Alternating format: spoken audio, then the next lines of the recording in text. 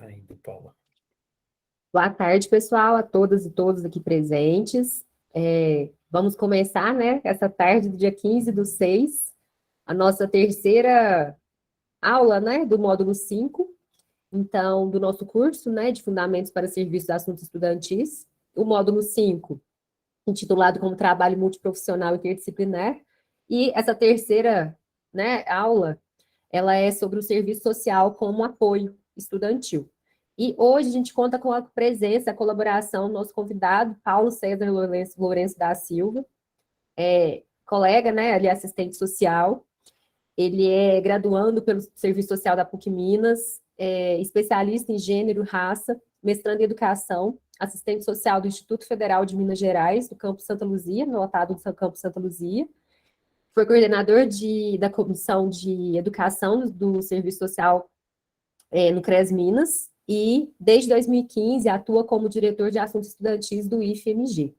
Então, Paulo, hoje a gente quer te agradecer antecipadamente pela sua participação, pela sua contribuição nessa temática. A princípio, pessoal, programamos uma exposição, uma fala de aproximadamente 60 minutos. O Paulo vai fazer essa exposição e depois a gente vai abrir, né, um tempo para debate, para reflexões. Então, conforme ele for falando, se alguém já tiver alguma questão para colocar, pode ficar à vontade de colocar no chat, tá? Aqui do Google Meet. E quando ele terminar essa exposição, a gente abre para reflexões, e aí a gente vai cronometrando aqui a ordem das falas e etc. Bem tranquilo, bem dialógico. Então, Paulo, fique à vontade. Mais uma vez agradeço a sua presença, a sua participação, e que tenhamos uma tarde produtiva. Pode ficar à vontade, Paulo. Obrigado, Paula. Obrigado, Carlos. Os colegas que estão aqui participando desse debate, desse bate-papo, né, dessa aula, que pretende ter um formato de diálogo mesmo, né? Eu vou utilizar uma apresentação apenas como um guia, né, das nossas discussões. As falas e os apontamentos que serão feitos nessa aula de hoje, né, estão baseados naquela bibliografia básica que a gente encaminhou para vocês, de Yolanda Guerra e também da Maria Cristina Piana, e outros que falam um pouco sobre serviço social na educação. E também parte também das minhas experiências e observações enquanto assistente social de uma instituição federal. Também vai partir da minha experiência enquanto coordenador da Comissão de Serviço Social na Educação, sobretudo no processo de implementação da Lei 13.935, que é da inserção de assistentes sociais e psicólogos na rede pública, né, de educação, e também da minha experiência enquanto gestor aqui do Instituto Federal de Minas Gerais, vinculado à Pró-Reitoria de Ensino, na direção de assuntos estudantis. Quando a Paula, né, fez o convite, e essa temática que é o serviço social como apoio para os estudantes, né, eu tentei fazer uma fala que pudesse ser ampla no sentido de dar subsídios para que os colegas assistentes sociais que atuam, né, em diversos setores, desde a universidade, ou até mesmo em prefeituras, ou nos institutos federais, ou em escolas particulares, pudessem ter subsídios para poder fazer uma reflexão do que seria o serviço social enquanto apoio para os estudantes, tá? Então, eu não vou aqui focar exclusivamente na universidade, embora alguns programas a gente trabalhe, sejam semelhantes, como o próprio PNAES, ou PNAE também, e tentar também aqui fazer algumas provocações que nos levem a entender de que maneira esse apoio ou essa profissão, né, possa apoiar, possa subsidiar os nossos estudantes no que a gente considera enquanto permanência estudantil, né, que é o momento que o estudante está dentro de uma instituição de ensino, de que maneira que ele percorre o seu processo formatório e integraliza ele, e de que maneira que esse profissional, então, fazendo parte de uma equipe multidisciplinar, pode contribuir para que a permanência seja entendida na perspectiva da formação e do direito dos estudantes. Então, eu vou aqui fazer o compartilhamento da tela. Quando aparecer, você me fala, por favor, Paula. Falo sim. Está aparecendo. Apareceu? Se puder colocar no modo tela cheia, Paulo. Apareceu em tela cheia agora? Ainda não. Colocar aquele modo... Eu acho que é a mesma coisa dos outros dias, Paula. Se você colocar tipo uma janela, uma guia, a gente não consegue ver na tela inteira, a apresentação da tela inteira. Tem que compartilhar como a sua tela inteira. É o único jeito dele abrir o PowerPoint. Tá, então peraí.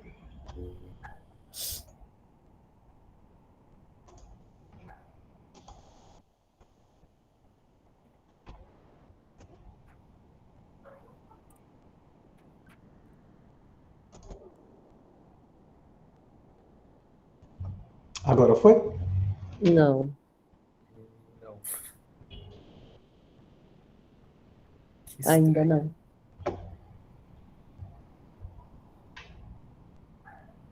A gente vê o PowerPoint, mas ele está para a gente no modo apresentação, com a barra na lateral esquerda, com a sequência dos PowerPoints.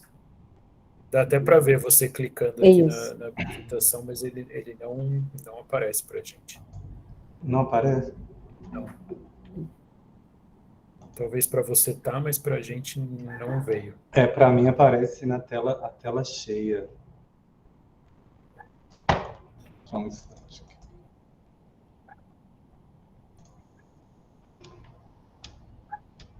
Espera aí que eu vou colocar ela aqui já.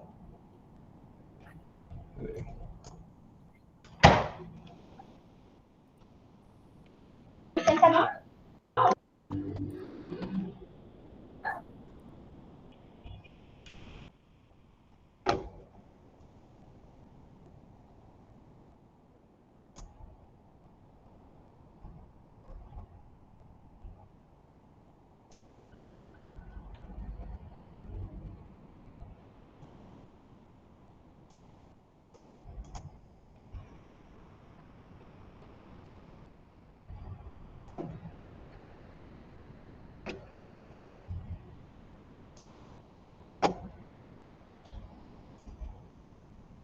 Continua do mesmo jeito, Paulo. Do mesmo jeito?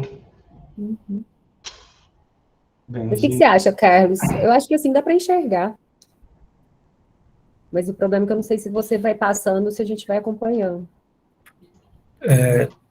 Não, para enxergar acho que dá. Não, agora que você passou para o segundo, Paulo, ele veio, a gente conseguiu ver também. Tá. Então aparece aí para vocês o serviço social como apoio para estudantes, correto? Correto. Sim. Então tá bom, gente. Então se vocês acharem que dá, eu vou dar prosseguimento aqui. Combinado. Combinado? Então, o que eu me propus a fazer nessa nossa conversa aqui? Fazer uma discussão sobre serviço social e sociedade, uma discussão sobre serviço social e questão social, uma discussão sobre serviço social e educação, e o serviço social e a instrumentalidade, né? Uma discussão, passando por essas 4 áreas, a gente vai conseguir entender de que maneira esse apoio ele pode se dar e por que é importante, então, a gente conceber nessas 4 linhas que eu coloco aqui, para que tenhamos uma intervenção que, de fato, garanta, né, ou pelo menos busque um apoio que favoreça a permanência dos nossos estudantes. Antes de passar por esses 4 itens, né, eu coloco aqui uma linha do tempo que fala sobre o serviço social na educação. Então, a gente está hoje nas universidades, a gente está nos institutos e também nas escolas, né, inserido nessa política de educação e agora na rede pública municipal. E para muitos, né, aparece como um lugar novo, para alguns aparecem como um lugar ainda pouco definido, para outros, né, algo que ainda está sendo construído. Mas a verdade é que essa inserção dessa profissão enquanto apoio né, enquanto atuação dentro da educação, ela é identificada em 1906, não aqui no Brasil, mas nos Estados Unidos. A gente começa a verificar os primeiros registros de profissionais, assistentes sociais, que foram chamados para trabalhar na educação como serviço de apoio na educação.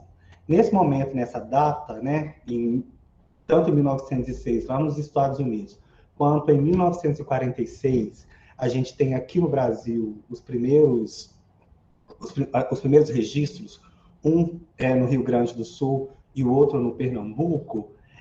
Essa perspectiva de atuação do serviço social enquanto apoio, ela se direcionou na medida que o Estado percebeu que haviam estudantes, né, que eram oriundos de famílias das classes populares e que tinham uma dificuldade de permanecer dentro dessa instituição, seja por motivos financeiros ou seja por motivos que, naquele momento, né, eram considerados desajustadores, ou naquele momento era considerado como necessário fazer algum tipo de ação com que eles permanecessem na escola. Então, o Estado, verificando que ali, na ótica do Estado, havia um problema a ser resolvido, ele chama esse profissional para poder atuar diretamente com o estudante e com a família do estudante, a fim de resolver uma questão, né? Não numa perspectiva universal, mas numa perspectiva mais focalizada, para que aquela família ou aquele estudante, então, ele permanecesse na instituição de ensino, que ele pudesse cumprir com o seu percurso de formação, entre os anos de 1906 e 1946. E é muito bom que a gente se atente a essa perspectiva e essa demanda e esse lugar que foi colocado, porque com esse desenho, onde a profissão aparece num primeiro momento com essa finalidade, é importante entender que, ao longo dos anos, essa profissão foi se ressignificando, e se por um momento ela foi chamada para poder atuar em determinado momento, é importante que, ao chegarmos aqui em 2021, acompanhando todo o movimento que a própria profissão de serviço social aconteceu, né, que é um movimento de reconceituação, de perspectiva, essa atualização da demanda que foi colocada para esse profissional, ela foi, ou pelo menos deveria ter sido, né, sendo alterada ao longo do tempo.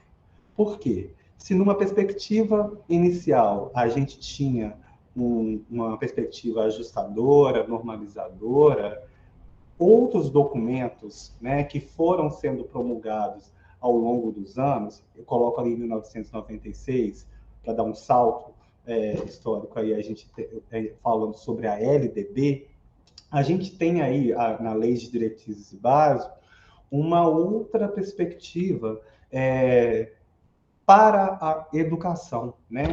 Uma educação que se ocupasse numa perspectiva de direito para todos, né? Uma educação que não se utilizasse apenas, né, por uma perspectiva de superação de pobreza, ou uma educação classista, né, onde havia uma divisão de classes ou de tipos de ensino que deveriam ser destinados a determinado tipo de grupo de pessoas, né? Vamos pensar, só fazendo um adendo, quando as escolas técnicas, a escola profissional, se você vai lá na sua história, né, ela surge para o chamado os desvalidos da sorte, aquelas pessoas que precisavam dar certo na vida, se a gente poder utilizar esse termo assim, e passa a entender que a gente está buscando agora uma perspectiva de uma educação emancipadora, que mesmo que ela seja para o mundo do trabalho, por mais que ela seja para uma formação de acesso ao nível da graduação, por mais que ela seja para um acesso de diferentes níveis de ensino, ela é para todos e não numa perspectiva de ajuste, uma perspectiva mesmo de acesso e permanência, que a gente vai falar um pouco mais à frente. E aí, para colocar alguns marcos aqui, para entender quando o serviço social, né, o assistente social, ele é chamado a atuar no apoio, né, aos estudantes, eu coloco aí, no ano de 2000, a gente tem um primeiro projeto de lei que tramita, que depois vai chegar em 2019, um projeto de lei que já começa a dizer que é importante que na escola tenham assistentes sociais, né, para poder trabalhar a perspectiva da permanência, que depois, até chegar em 2019, há um desdobramento, eles inserem, além dos assistentes sociais, os psicólogos, isso falando da rede pública de educação municipal.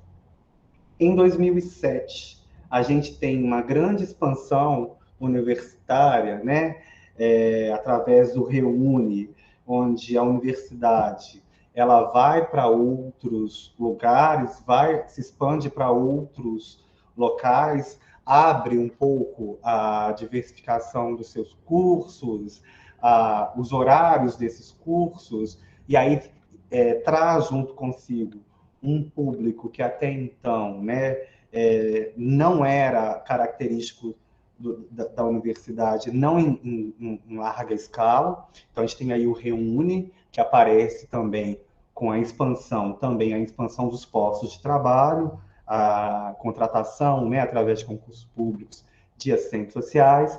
Em 2008, a gente tem a criação dos institutos federais, que na mesma lógica da universidade, da expansão da universidade, ele vai para áreas mais periféricas, ele vai para lugares onde a universidade não está, ou está mais com a oferta do ensino profissionalizante.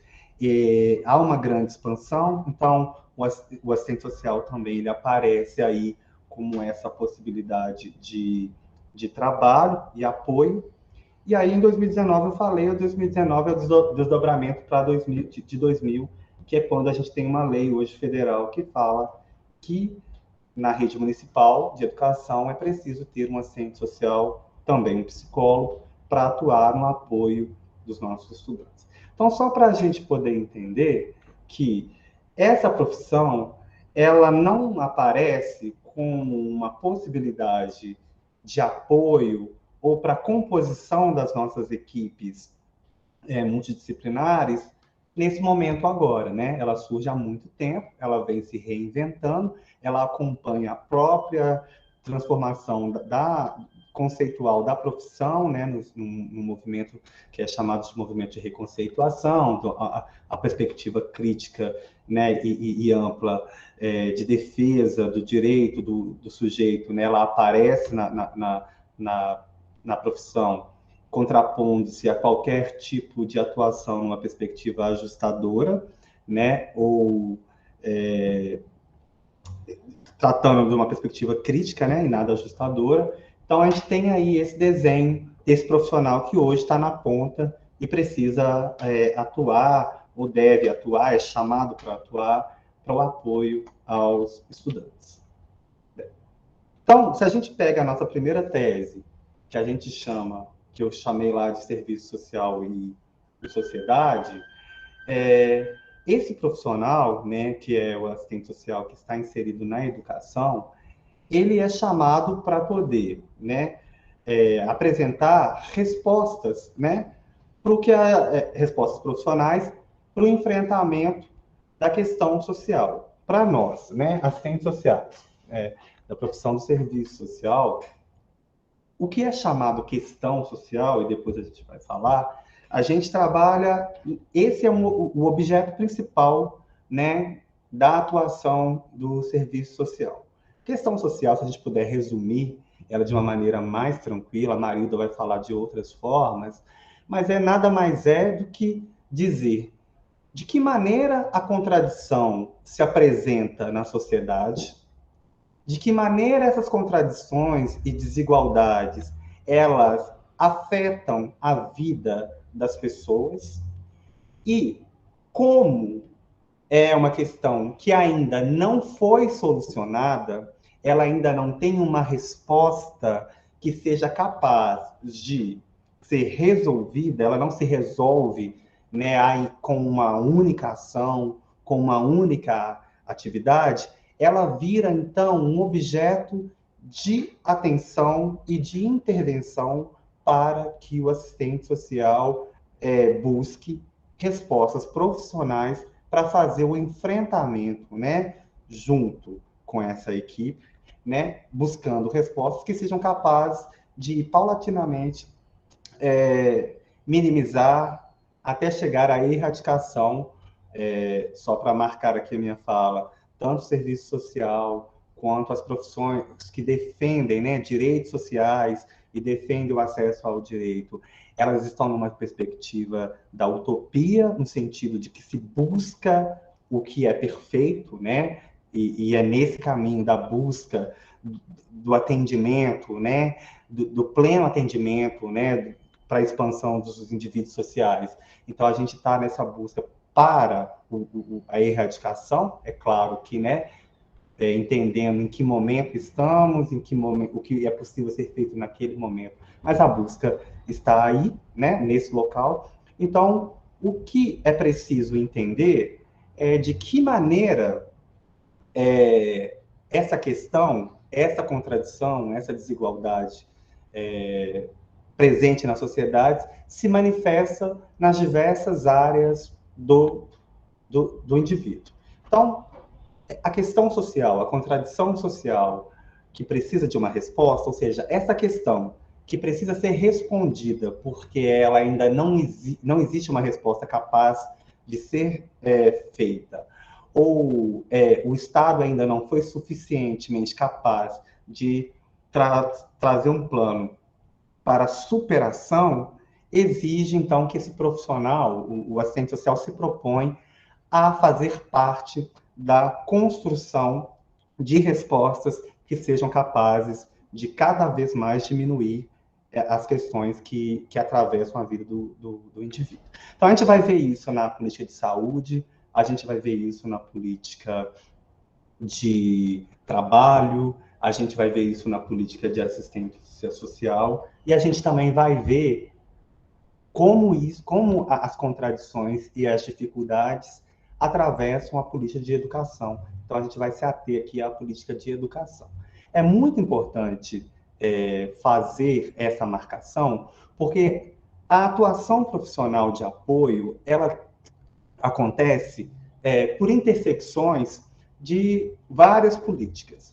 Compreendendo, então, que o sujeito é um sujeito que vive, né, em sociedade, que pode ser atravessado por diversas dificuldades e desigualdades, é muito importante que, para que o serviço social dê apoio para esse estudante que estará inserido numa política de educação, que ele delimite a sua prática, num primeiro momento, a política que ele está inserido, né? Isso por quê? Isso porque não nos leva ao fatalismo, né? Que também leva, a Yamamoto vai dizer isso, né? Sobre o serviço social, não ser levado ao fatalismo, que é de considerar que esse sujeito, que é um sujeito de demandas, aparece na educação e precisa ser atendido na medida que você não consegue fazer a delimitação dessa sua prática na política que você está atendendo, você provavelmente vai sentir um sentimento de impotência, de incapacidade na resolução da questão. E se você considera que a política de educação ou a política que você está inserido, ela tem esse lugar, né, de resolução de todas as dificuldades, né, ou que a própria profissão, a criação da identidade dessa profissão do serviço social, ela é capaz de fazer a superação da dificuldade ou da pobreza por ela mesma, a gente vai entrar num outro extremo, que é chamado o messianismo, né, que é de achar que a profissão por ela mesma vai dar conta. Já lhe adianto que, dizendo da minha prática profissional, não é possível, né, ao serviço social garantir, né, a superação através exclusivamente da sua prática, assim também como não é culpa desta profissão o não atendimento das demandas que esse sujeito traz e que às vezes não está na esfera onde nós estamos ali inseridos, que é a política de educação. Então, de posse dessa informação, o que eu faço? Eu ignoro esse sujeito com as suas demandas e vou focar apenas na política que eu estou inserido? Não, não é isso que eu estou dizendo. Eu estou dizendo é que o foco na política que a gente está inserido servirá para que a gente coloque e delimite as intervenções possíveis para dar apoio aos nossos estudantes. Então, eu já coloquei aí que o serviço social, né, ele está vinculado à sociedade. A sociedade, ela solicita demandas, né, para que tenham respostas profissionais, e o assistente social ele está aí justamente na sua prática para poder construir essas respostas, né, no setor, na política que ele está inserido. Aí, essa questão do serviço social vai dizer que o enfrentamento dessa questão social, ela se dá, né, como uma mediação de uma construção de uma outra sociabilidade. Então, esse outro slide, ele já aponta para a gente é o seguinte: se o estudante que está na nossa escola, na nossa universidade, né, ele vem vivenciando desigualdade, se ele vem vivenciando as questões que afligem e de maneira material impedem ele de permanecer na nossa instituição, dificultam o processo dele de ensino-aprendizagem, é preciso que a gente, através da nossa intervenção, construa uma outra maneira para que ele não vivencie, ou que ele não passe, ou que não se naturalize as dificuldades por ele ali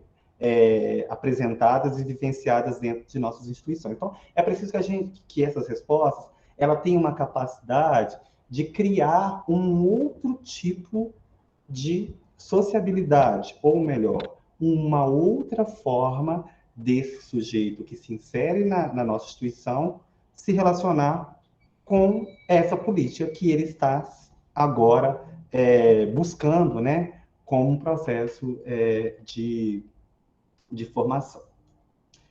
E aí, para finalizar uma das teses, né, é muito importante que esse profissional da educação, né, o assistente social que está na educação, ele entenda que tipo de educação o serviço social defende, né? Porque a perspectiva educacional, né, ela pode ter diversas perspectivas, né? A gente pode ter uma escola ou um grupo de pessoas que faz uma discussão, uma perspectiva mais ampla, onde busca a expansão do sujeito, onde faz a defesa da pluralidade das ideias, onde busca que o sujeito seja incluído, onde tenha o acesso seja dado de maneira mais universalizante. A gente pode ter um outro tipo de educação, que é uma educação que pode ser numa perspectiva não crítica, ou numa perspectiva não mais conservadora, ou uma perspectiva mais focalizada. E aqui eu não quero dizer e nem fazer o juízo sobre o que é uma boa educação e uma má educação. Não é por princípios morais, né, que a gente se organiza, e não são por princípios morais que a gente executa a nossa prática. Todo profissional, né, não só o serviço social, mas um profissional que da educação, ele tem que se basear pelo aparato legal, pelos princípios éticos, né? Então, por isso eu coloquei lá a legislação da LDB sobre o que ela diz sobre educação. A gente vai ter também outros aparatos que podem nos guiar sobre como é o direito à educação para criança e para adolescente, como é o direito à educação para idosos, como é o direito à educação, se a gente for colocar de maneira macro, para qualquer pessoa.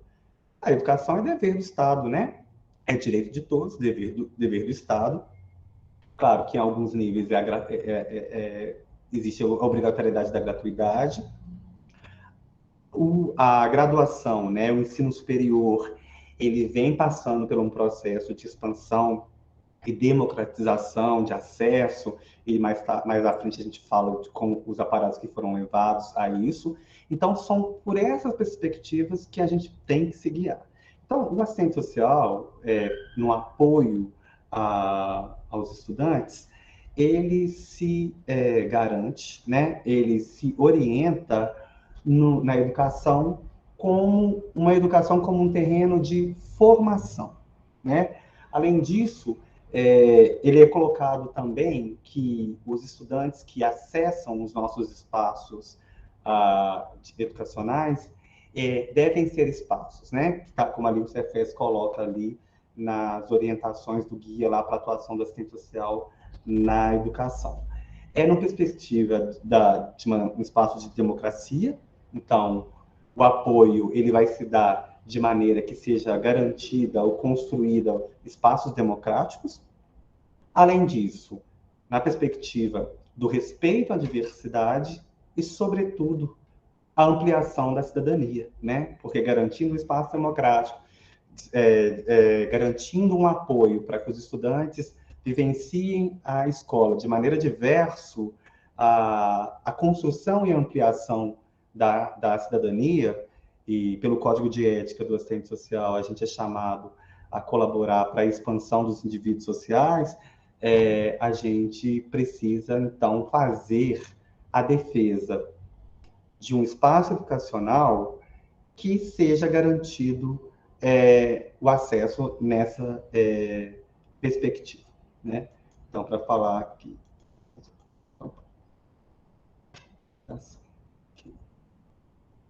Bem...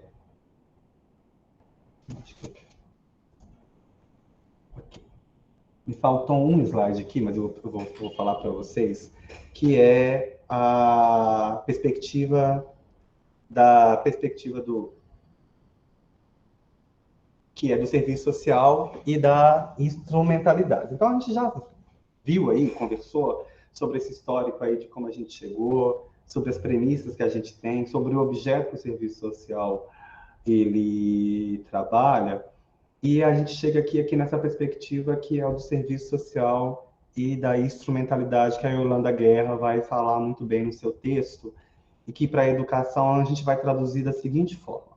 Ela vai falar de instrumentalidade como a capacidade de um profissional, de uma profissão, através da sua prática profissional, alcançar os seus objetivos, né? Então, a gente já falou aqui quais são os objetivos do serviço social. E se a gente puder resumir, a gente vai dizer que ela busca a garantia de direitos e um pleno desenvolvimento dos indivíduos sociais com a garantia de acesso, respeitando a sua diversidade e um espaço democrático. Então, o serviço social, através da sua prática, né, ele, então, alcançaria essa instrumentalidade da sua profissão na medida que os seus objetivos enquanto profissão fossem atingidos, né, através da sua prática.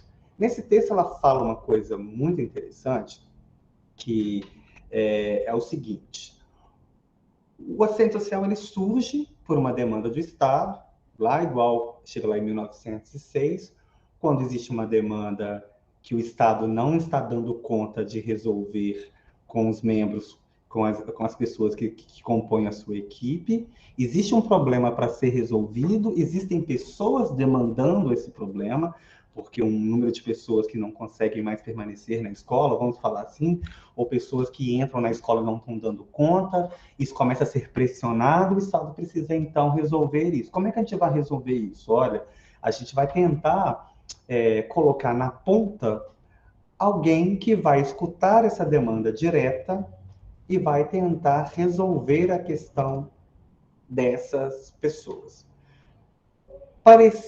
Poderia até ser simples, né? Se apenas através do atendimento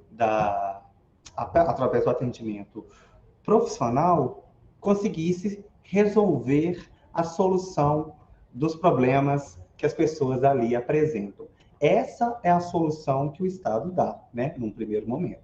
Colocar na ponta alguém que atenda para que o atendimento àquelas pessoas seja resolvido, ou que aquelas reclamações, aquelas demandas, parem de chegar até as instâncias superiores. Então, vamos fazer um grande exército para que isso aconteça. E aí a Yolanda vai dizer que em outras políticas isso vai funcionar da mesma forma, né? A gente vai construir um programa, e um programa para alimentação, a gente vai construir um programa, eu estou fazendo aqui algumas alusões, gente, ao texto da Yolanda, um programa para moradia, a gente vai fazer um programa de bolsa, e vamos colocar na ponta pessoas. Então, se precisou de bolsa, a pessoa ali vai atender e resolveu aquele problema. Se precisar de alimentação, tem ali um profissional, ele vai fazer uma avaliação e ele vai resolver a situação. Então, num primeiro momento, essas políticas que são mais focalistas, né, que são mais direcionadas, elas surgem com essa demanda.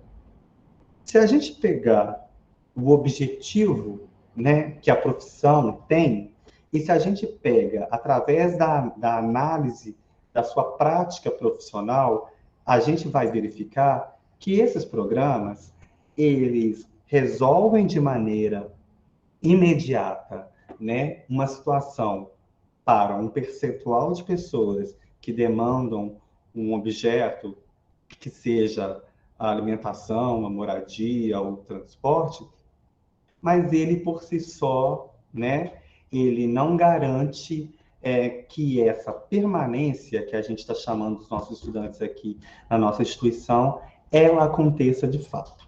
Então, peraí.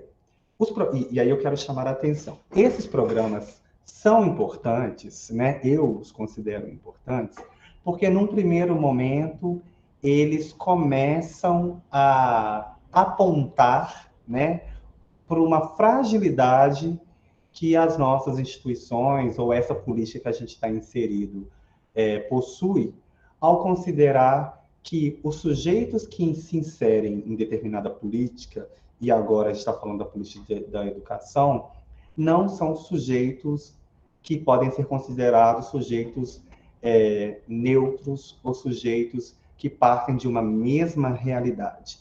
Para estar na educação, ou para ele permanecer na educação, a gente precisa dar condições, né, de maneira diferenciada a todos, para que ele consiga alcançar o seu objetivo principal, que é o objetivo do processo de ensino-aprendizagem, passar por um curso de graduação, ou de ensino médio, ou profissionalizante, e não ter que se preocupar com essa demanda. O serviço social sempre foi chamado para poder fazer análises de renda, né? Sempre foi chamado para fazer essas triagens nos programas que são de alimentação escolar, o próprio Programa Nacional de Assistência Estudantil, que aí tem uma das ações que eu coloquei, que é moradia, alimentação, inclusão digital, para poder executar. A gente tem aí também, né, o serviço social sendo chamado enquanto apoio, né, num processo de análise de cotas, que aí que em 2012, né, com a lei que estabelece que tenha cotas, né, de 50% para estudantes que, né, ali de escolas públicas, associadas também a cotas para negros, de renda também, o serviço social é chamado para esse apoio. E, por fim, aqui, essa lei que o assistente social é chamado aqui também para atuar na educação, o que eu quero chamar a atenção é que todos esses programas, eles passam a ocupar uma rotina do assistente social, né? E existe um grande problema quando esses programas, né, que são programas de apoio ao estudante e que são programas importantes para a vida do estudante, mas quando eles começam a se confundir com os objetivos do assistente social. E aí eu quero fazer algumas pontuações que o serviço social precisa fazer para fazer... Só um minutinho, gente. Eu acho que o meu carro está fechando da minha colega, só um minutinho. Tranquilo, Paulo. Tá? Tranquilo. Ela vai tirar o carro lá para sem problema. Ela estava quase fazendo. Vamos voltar aqui, gente. Coitada, deve estar doido para começar o feriado. Pois é, e eu aqui atrasando a conexão. Sem problema. Mas voltamos aqui, ela vai tirar o carro lá da garagem. É o seguinte, então, o que é muito importante para a gente fazer o que a Yolanda Guerra chama sobre a questão da instrumentalidade no serviço social, não se confundir com os programas que estão sendo colocados. Bem, de que maneira que o apoio ao estudante pode ser dado para o serviço social dentro das nossas instituições? Então, eu quero elencar algumas ações que são possíveis, né?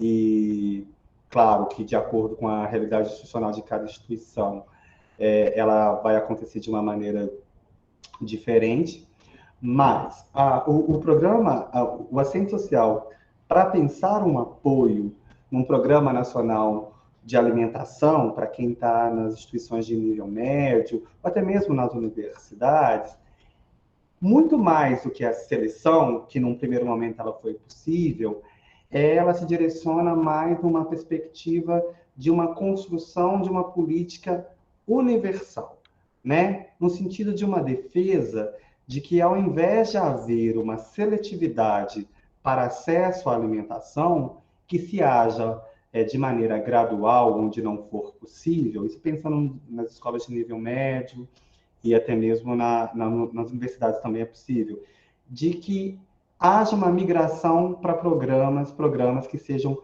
universais, né? E entendendo que dentro de uma realidade brasileira, socioeconômica, e vocês, através dos processos de análise de vocês, eu acho que pode fundamentar e apresentar, que nós não temos tantas pessoas assim dentro das nossas instituições, eu vou falar da minha realidade do IEF, que não fariam jus à utilização de algum tipo de recurso. Então, se a gente vincula a uma prática mais ajustadoras, ou mais fiscalizadoras, ou mais policial, né, um poder de polícia se ocupa mais em criar critérios ou condicionalidades de acesso, ao invés de pensar uma perspectiva mais universalizante, a gente se distancia um pouco do que a Yolanda está chamando de alcançar os objetivos da nossa profissão. Então, eu reitero a importância, e talvez nós estejamos no momento ainda de não poder abrir mão desses processos de seleção e de apoio aos nossos estudantes conseguindo para o acesso a essas políticas, mas eu coloco aqui que naquela linha do tempo é preciso que esse apoio ao assistente, ao nosso estudante, ele se dê numa perspectiva de acesso, ampliação e garantia desses programas que hoje nós já temos inseridos dentro das nossas instituições de ensino. Vamos pensar aqui... I'm sorry, I didn't quite catch that. Could you please... Tem aqui o processo de lei de cotas, para a gente poder falar sobre ele, né? Essa é uma ação que, em alguns momentos, ela é demandada pelos assistentes sociais para fazer análises socioeconômicas para que esses estudantes entrem dentro das nossas universidades. Se, num primeiro momento, não havia condições de ter outros profissionais atuando nessa linha de frente, eu ouso dizer que hoje o amadurecimento nosso em torno do que é hoje a lei de cotas já nos sugere algumas experiências que nos levam a tratar isso de uma maneira uma perspectiva do apoio que diminui um pouco essa perspectiva mais focalizada ou até mesmo fiscalizadora por uma ação mais ampliada. E aí, para essa ação, eu penso que o serviço social ele pode contribuir de que maneira no apoio a essa ação específica que está dentro das nossas universidades.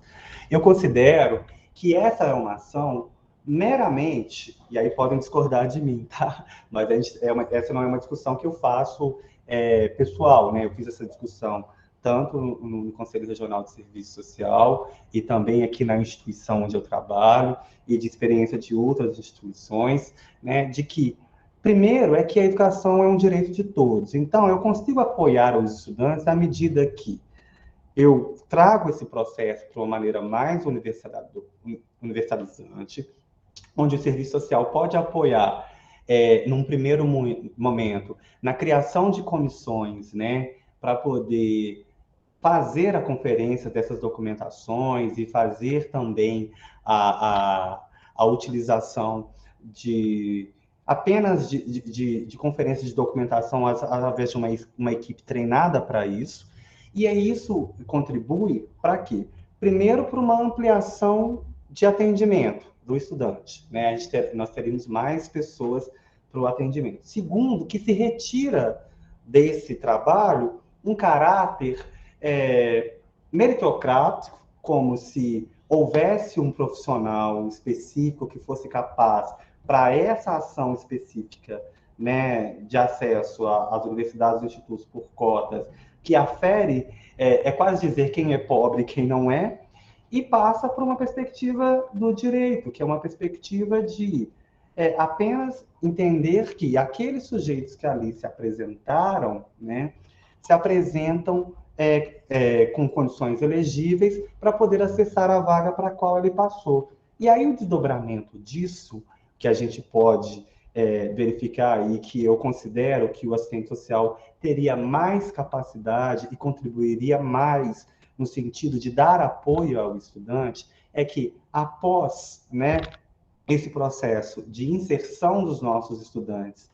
nas vagas, né, que foram colocadas como cotista, que a relação desses estudantes ali, né, apresentados com o seu perfil socioeconômico, talvez seja nesse momento que o assistente social terá mais condições ou melhores condições associadas à sua formação a fazer intervenções que possibilitem, por exemplo, a identificação de questões que possam aparecer, né, e que possam interferir na permanência desse estudante, né? Porque a gente pode ter a questão da renda por si só como uma não dificuldade tão preponderante para que esse estudante permaneça na nossa instituição. E aí um exemplo claro é se a gente tem um estudante que mora próximo à universidade, ou tem um grupo que se organize próximo à universidade, à instituição que ele mora, por mais que a per capita dele ele seja uma per capita baixa, isso não vai ser uma situação para que ele permaneça na nossa instituição. Ao caso de outras situações que podem aparecer, que mesmo estudantes que têm uma per capita um pouco mais alta, mas que essa per capita ela é dividida por membros maiores, ou esse grupo familiar ele apresenta situações que podem se apresentar como dificultadores e que exigem de um atendimento e uma interlocução do serviço social. E de que maneira que a gente pode fazer isso, né? Vocês podem me perguntar. Bem, eu acredito que em formatos que sejam de levantamentos, né? Primeiro desse grupo que é o aluno cotista, definições de grupos prioritários para serem atendidos, discussões de temas que sejam comuns à questão de estudantes que passam por algum tipo de dificuldade. Eu vou citar por alguns aqui. sobre questão de renda, sobre questão de famílias monoparentais, né? A gente vai, por exemplo, uma identificação, que eu acho que é uma identificação possível, que o serviço social conseguiria dar um apoio, só para poder elucidar.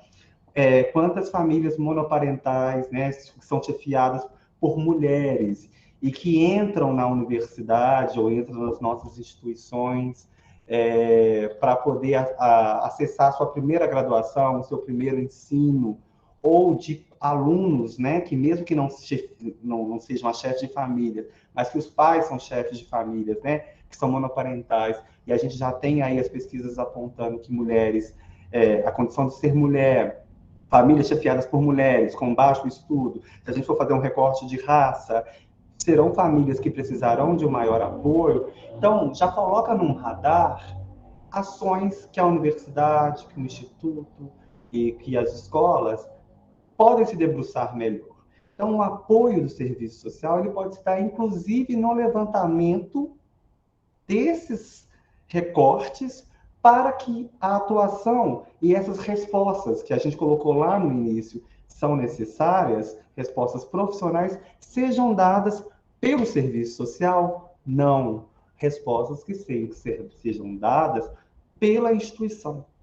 De que maneira interdisciplinar, multidisciplinar, de que maneira a instituição consegue, ou através dos programas que ela já oferta, ou através de programas que podem ser remodelados para que a gente atenda grupos, né? E é claro que não dá para atirar em tudo, não dá para fazer tudo. A gente vai, de acordo com o setor que está inserido, pensar quais as ações prioritárias, e aí em discussão junto com outros atores, psicólogos, pedagogos, professores, os tais, de que maneira que a gente consegue trabalhar essas perspectivas de atuação de apoio ao estudante, o serviço social consegue trazer, né, a elucidação de questões que às vezes podem passar despercebidas dentro de uma instituição quando ela não é tratada com um olhar, numa perspectiva mais universalizante, quando a gente entende que somente fazer o atendimento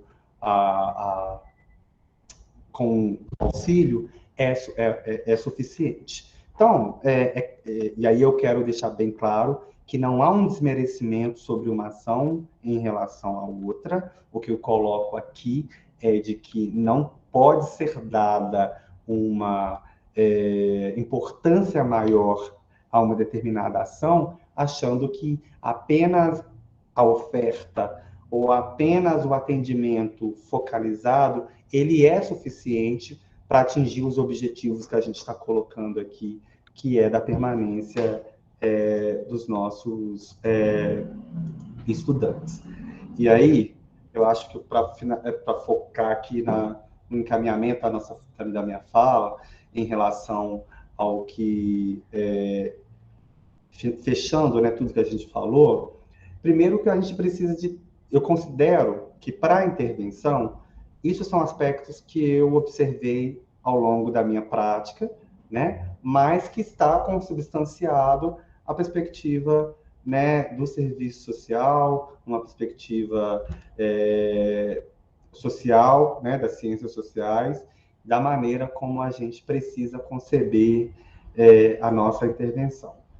A primeira que eu coloco de todas é que você tem que considerar o estudante enquanto uma pessoa, um ser que possui uma história, alguém que está ali, que construiu de maneira diferente e que chegou de maneira diferente ali naquela instituição de ensino. Então, a gente, pensando nessa perspectiva, eu considero, e aí falando até para as pessoas, que se porventura tem alguém aqui que vai atuar na rede municipal de educação, com essa lei agora que tem, existe uma expectativa muito grande em torno desse profissional, que esse profissional ele vai resolver o problema do aluno chamado aluno-problema, e aí o primeiro trabalho que a gente precisa de fazer é desconstruir esse conceito de aluno-problema. A gente não trata ele enquanto um aluno problema. E uma questão que eu gosto de colocar é que eu vejo no estudante, e eu acho que isso é um ponto importante para a minha atuação, de que ele é o principal ponto de apoio para eu pensar as minhas intervenções, para que eu não entre numa perspectiva de culpabilização do seu passado, ou de eu achar que é a família, né, que vai ter a responsabilidade de fazer com que esse estudante ele tenha sentido e ele atribua sentido àquele momento que ele está vivenciando. O quanto é perigoso, depois a prática me trouxe isso, a gente talvez colocar todas as nossas fichas, por exemplo, na família, enquanto o núcleo que vai ser o núcleo mais importante para o estudante dar sentido na educação. Eu atendi grupos de família que estudantes que entraram até mesmo no ensino médio, né, no nosso ensino médio, de pais que não viam sentido nenhum na educação, ou que não gostariam que o estudante estivesse ali inserido naquele lugar, porque ele entendia que o mundo do trabalho era algo que fazia mais sentido para aquele grupo familiar. Então, trabalhar um convencimento ou aguardar que em casa a rotina de estudo ou que o apoio daquele estudante estaria na família poderia me levar a uma intervenção nada acertada. E não é sem motivos que uma família de baixa renda ou uma família que não tenha instrução no sentido formal, né, que não frequentou a escola, o ensino médio ou fundamental, não tenha sentido na educação. Isso porque a gente vai ter também famílias que completaram o ensino médio, né, mas que, mesmo tendo completado o ensino médio, a sua inserção no mercado de trabalho ou o dinheiro que ele recebe não se associa à sua formação na escola. Então, é como se estudar para quê? Se para o núcleo que eu vim, o lugar que eu vim, não me trouxe nenhum tipo de benefício. Então, não há sentido para aquele grupo familiar. Então, quando a gente potencializa que o estudante, eu digo por quê? Alguém que acessou a educação, que ainda está inserido na educação, talvez ainda veja algum sentido estar ali dentro, né? Pensando na graduação, as pessoas vão para a graduação, vão para um curso profissional, muitos imbuídos de uma superação, né, de pobreza, uma melhoria financeira. Então, ela vai nessa perspectiva. Então, algum sentido existe ali para aquela pessoa se inserir na nossa instituição. Então, eu penso que esses profissionais, tanto do serviço social como da equipe multidisciplinar, precisa ter, através da escuta, né, através do atendimento desse estudante, considerando ele enquanto uma pessoa, entender que sentido esse indivíduo dá a esse processo educacional, né? E aí o segundo ponto é que condições materiais de existência, ou seja, de onde ele vem, que grupo familiar é esse, que condições de trabalho, de moradia ele vem, para que ele consiga permanecer. Então, é importante para você pensar uma intervenção. A segunda, a terceira, né, se a gente colocar aqui nessa ordem, é que instituição é essa que considera o estudante que está lá? Ele considera o estudante enquanto uma pessoa, ele considera que é um estudante que precisa de apoio, que é alguém que não partiu dos mesmos lugares, que as fragilidades sociais e econômicas podem interferir a sua permanência, são consideradas por essa instituição, e isso vai desde o apoio financeiro, através de bolsas, o acesso à alimentação, à moradia, até mesmo a questão do ensino-aprendizado sobre o que a gente vai falar de apoio pedagógico, métodos de avaliação e maneiras como a gente constrói esse processo de ensino-aprendizado. Então, é um trabalho longo. Então, o serviço social, na construção de políticas de inclusão ou nas políticas de apoio pedagógico, apoia o estudante ou, através dessa escuta, conseguir extrair, né, mesmo que não seja com todos, mas seja através de relatórios, seja por amostragem, seja por estudos, né, que podem ser feitos, trazer elementos para que a gente consiga apoiar os diferentes estudantes, eu vejo como uma possibilidade possível de ser feitos. E aí também, quais são as condições materiais que essa escola, que essa universidade, ela apresenta, de que maneira que essas condições elas podem ser potencializadas, de que maneira que a gente formula e reformula as políticas que já estão sendo executadas.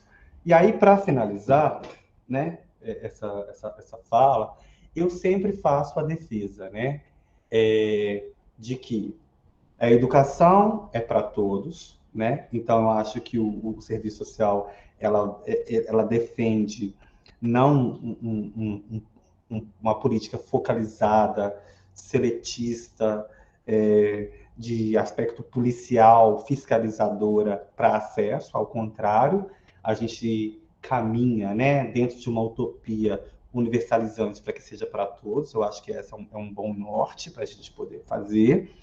E cada vez mais também ela precisa entender, né, o serviço social enquanto um educador, tem essa dimensão educadora na profissão, e também tem essa questão que é a questão de ser um educador, entender que essa educação, né, que traz para dentro da sua instituição, né, que é executada dentro da instituição, diferentes pessoas com as dificuldades que essas pessoas trazem, é preciso, então, que o apoio se dê no reconhecimento das desigualdades, né, que essas pessoas trazem, no reconhecimento do direito, tá, dessas pessoas ao acesso que ali ela está, e na construção de maneira coletiva, não trazendo para si, né, a responsabilidade da resolução da questão para dentro da profissão, mas a entrega de soluções que devem ser construídas de maneira coletivas, né? E aí também, como um último ponto, de que, na perspectiva da educação, nós trazemos o estudante para permanecer na escola. Bem, no âmbito da escola, enquanto ele permanece dentro do âmbito da escola, o que é preciso fazer dentro dos limites que uma política de educação se propõe a fazer para que ele permaneça. E, claro, extrapolar os muros, como as possibilidades de encaminhamentos, as possibilidades de articulação com a rede socioassistencial, ela deve ser feita, né, para que esse estudante seja assistido. Mas o principal é que a gente tenha o foco do nosso estudante, né, ali dentro da nossa instituição e entender, numa perspectiva educacional, o que é possível fazer enquanto apoio, né, atender a esses estudantes. Eu sempre defendo que essa perspectiva de acesso a benefícios ela seja cada vez mais desburocratizada, né, de modo que, assim como em programas federais, o estudante se insere nele uma única vez e ele passe, né, uma vez avaliado, ele possa permanecer até a finalização. A gente vai, do seu curso, a gente vai esbarrar numa questão muito grande que eu vivencio, né? Desde 2015, estamos gestor. Então, acompanhei todos os cortes financeiros, que é esbarrar na nossa capacidade, na finitude da capacidade orçamentária de atender, mas isso são questões que, vinculada ao orçamento, não pode nos colocar de dizer, ou talvez maquiar para a gente, que fazer processos, né, anuais, ou ir numa lógica de um processo que está na perspectiva exclusivamente fiscalizadora, vai garantir que a gente está atendendo melhor só porque anualmente a gente vem fazendo uma repetição de processos que são para respostas emergenciais e que estão na ponta e que precisam ser respondidas. Eu acho que a gente precisa, numa perspectiva de diminuição das desigualdades e de enfrentamento da questão social, talvez fazer com que apareça mais, ou de maneira mais clara, que existe aí uma lacuna que precisará ser respondida, né, de maneira institucional, no caso, pelo Estado. Paulo, eu quero finalizar com essa minha fala, pegando uma fala aqui do Paulo Freire, que a educação é um ato de amor, e aí amor na concepção de algo construído, não algo, né, que se sente, não é aqui por vocação, tá? Que eu acho que não é algo da vocação, mas uma perspectiva da construção, e também um ato de coragem, né, que o Paulo Freire fala. E é por isso que a gente não pode temer o debate, no sentido de que caminhamos até aqui numa perspectiva de apoio focalizada, ou às vezes até mesmo de apaga-incêndio emergencial, mas eu acredito que nós estamos num momento de reconceituação até mesmo dessa prática profissional e também das instituições em respostas para o apoio ao educando, ao estudante. É isso. Obrigada, Paulo, pela exposição. Eu acho que você tocou em pontos essenciais, né, do serviço social enquanto apoio na política de educação, seja ela no ensino básico ou no ensino superior. Essa construção coletiva, né, de respostas às questões sociais, ela tem no profissional de serviço social um apoio, mas não é só o assistente social, né, que deve fazer isso coletivamente, de forma dialógica, então isso apareceu muito na sua fala. E nesse módulo, né, que é de trabalho multidisciplinar e interdisciplinar, acho que tem muita coisa aí para a gente discutir, já existem algumas questões aqui postas no chat. Eu vou começar com a Débora. Débora, você gostaria de falar a sua pergunta, explicar melhor o que você quis dizer? Quer que eu leia?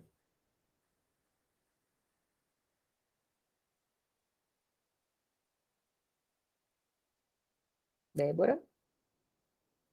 Eu vou ler então, Paula. A primeira questão que a Débora Viviane colocou é: comente. O assistente social que atua na assistência estudantil compreende o limite de sua atuação ao se deparar com questões sociais?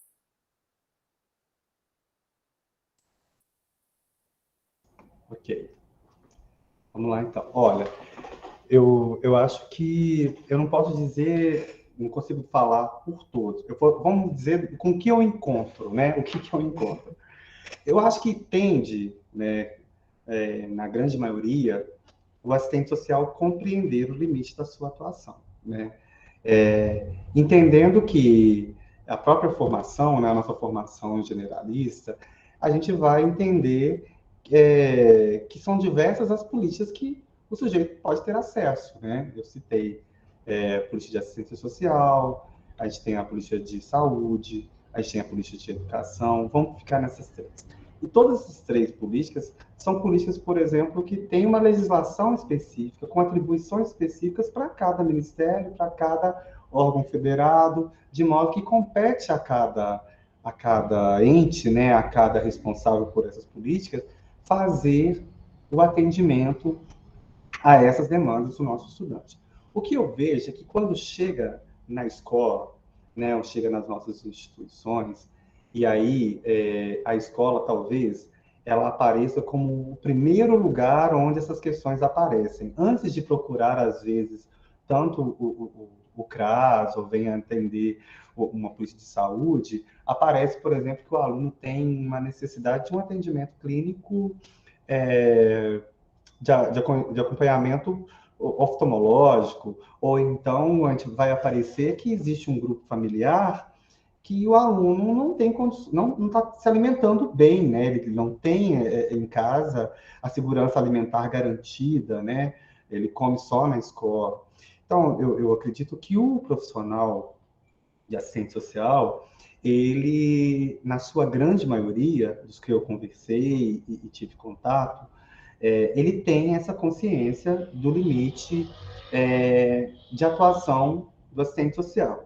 O que às vezes me apareceu, ou às vezes durante o meu trabalho, até mesmo com essas equipes, é de que nem sempre na gestão dessas escolas, nessas instituições, tenha claro que uma limitação que a escola tem no provimento de demandas que extrapolam a dimensão educacional. Por isso que eu falei no final da minha fala, é muito importante que a gente delimite em que política que nós estamos e, inclusive, argumente e construa o que é possível de ser feito na perspectiva educacional.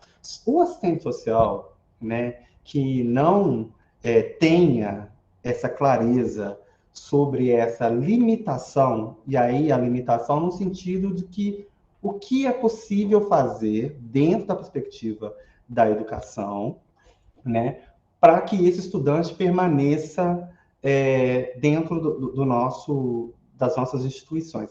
É preciso que ele tenha essa clareza, porque senão ele vai se dar tanto ao fatalismo, no sentido de achar que o trabalho dele ele não é útil ou ele não tem resultados, porque ele não vai conseguir fazer superação da pobreza ou garantir a segurança alimentar desse estudante, ou até mesmo superação das situações de violências, como a gente às vezes tem possibilidade de atender estudantes com grupos familiares que têm presença de violência doméstica. Eu já tive atendimentos que levaram a isso. Então, se isso é identificado dentro da escola, se isso aparece para a gente dentro da escola, o assistente social talvez tenha que entender que a limitação dele está na articulação para que esse serviço seja acionado, né? Mas a garantia que esse serviço seja executado, ou até mesmo a adesão desse grupo familiar, ou a disponibilidade financeira de outros programas de transferência de renda, não cabe, não é possível, né? Porque é preciso que as políticas trabalhem de maneira articulada. Então, se ele não tem, é muito importante que ele tenha. E também uma outra ação que é muito importante é que o profissional consiga formular e responder de maneira institucional, quando demandado, qual o limite da sua atuação ali naquela perspectiva da assistência estudantil. Então, só para fechar essa questão, vamos pensar num aluno que precisa do transporte, né? A gente consegue garantir o transporte para que ele se locomova de casa até a escola. Então, a gente cumpriu com o nosso objetivo. Ou existe a demanda por alimentação. A alimentação que é possível é que ele se alimente no período que ele está na escola. Então, se no grupo familiar dele existe um problema de segurança alimentar e foi identificado, pode ser feita uma provocação aonde é feito. Mas é muito importante que esse limite seja feito, porque senão a escola, a exemplo de outras políticas, ela vai querer inflar uma política no atendimento de outras demandas, e aí é muito comum a gente ouvir o comentário que é o seguinte: mas eu já procurei a política de assistência e não fui atendido. Ou eu procurei a política de saúde e eu não fui atendido. Então, é preciso que a escola faça algo. Bem, a gente foge o objetivo da política da educação e, inclusive, não consegue garantir uma perspectiva educacional, o que a educação precisa fazer. Então, não sei se respondi, mas eu acho que perpassaria por essa discussão.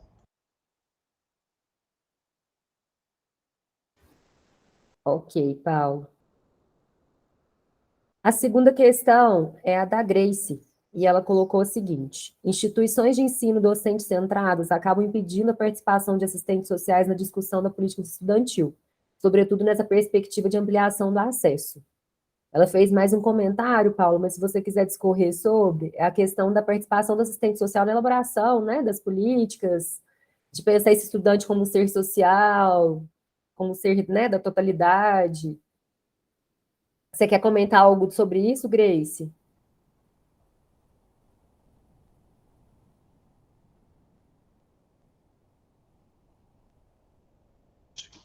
Não, né?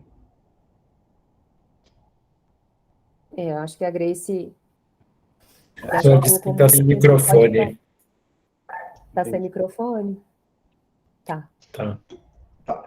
Ela coloca aqui até uma perspectiva docente centrada, mas vamos falar assim, qualquer instituição que, que não seja aberta à discussão, né, que não, ou que considere apenas uma categoria para poder falar sobre determinada discussão, o que eu acho que é importante, e aí eu acho que as instituições precisam estar atentas, é claro que isso é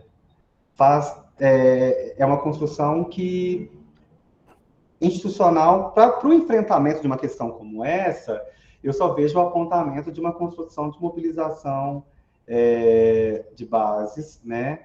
E aí na provocação, né? E uma construção junto com outras categorias, eu acho que talvez um caminho, se a gente apontar, talvez o fortalecimento dessas equipes multidisciplinares e o desenho de documentos ou a construção de algumas intervenções que levam a uma perspectiva mais disciplinar e tentar fazer uma provocação ou encontrar em algum lugar alguma uma abertura de alguém ou de algum setor para que se inicie essa discussão.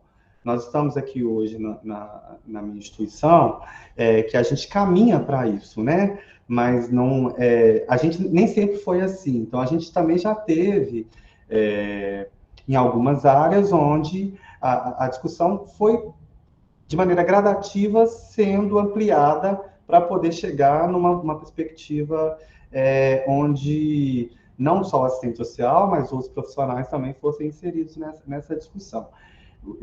Eu acho como um prejuízo qualquer discussão, seja ela... Eu acho que é até um prejuízo, por exemplo, pensar quando pensa-se a permanência do estudante, quando a gente fala sobre permanência e análise socioeconômica, quando se diz, não, isso é só o assistente social que dá conta de pensar e discutir. Eu acho que qualquer política pensada de maneira centralizada vai trazer prejuízo, porque ela não vai trazer essa riqueza que é a compreensão dos diversos saberes. Então, acho que é um apontamento importante que ela faz, né, que precisa ser desconstruído. Inclusive também, né, Paulo, participar desses processos, né, de participação, da discussão das políticas do próprio usuário, né? Ele também tem que participar desses processos de discussões, de elaboração, avaliação, porque, afinal de contas, ele é a pessoa que essa política está dedicando, né? Então, para além de contar com o maior número de profissionais que atuam na política, né, de assistência estudantil, as políticas de permanência, o usuário também deveria participar desses processos. Uma outra questão, Paulo, foi a Márcia das Dores Evangelista que trouxe. Ela colocou assim, era sobre a questão das análises, né, as avaliações de cota. Então é o seguinte, com a escassez de profissionais e a alta demanda frente aos prazos curtos nos processos de cota, SISU, chega-se à conclusão que damos conta da análise de renda e não análise socioeconômica. Diante disso, os profissionais como contadores, economistas, administradores podem compor a equipe, desde que bem capacitados. Infelizmente, na universidade que trabalho, só podemos ver as questões socioeconômicas, somente bem depois. Ela coloca também uma situação, né? Existe esse grande... Eu acho que a universidade, né, ela tem um número grande de estudantes para poucos profissionais, né? Vamos pensar, eu acho que os institutos também têm, né? Mas vamos dizer assim, acaba que o serviço social ele fica sobrecarregado em alguns casos nessa perspectiva da análise de renda, né? E não a análise socioeconômica. Eu considero que para a entrada, né, especificamente do trabalho lá das cotas, né? A perspectiva, ela é da renda, né? Ela não é ali um estudo socioeconômico, ele não é um estudo social para poder entrada. Inclusive, as regras, né, para análise dessa renda para número de cota está numa portaria, não, ela é bastante objetiva. Então, nesse sentido, eu considero, né, que essa questão da entrada é que cada vez mais a gente pudesse ampliar mesmo para que outras pessoas pudessem colaborar